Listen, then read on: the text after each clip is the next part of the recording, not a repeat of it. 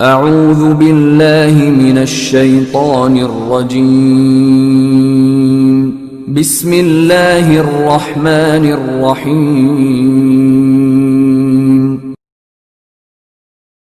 صغیرہ گناہوں سے معافی کی دعا۔ سبحان اللہ و بحمدہ، اللہ کی ذات تمام عیوب سے پاک ہے اور تعریف اسی کے لیے ہے۔ فضیلت حدیث، رسول اکرم صلی اللہ علیہ وآلہ وسلم نے ارشاد فرمایا، جس نے روزانہ 100 مرتبہ یہ دعا پڑھی اس کے تمام صغیرہ گناہ معاف کر دیے جائیں گے، اگرچہ وہ کثرت میں سمندر کی جھاگ کے برابر ہوں۔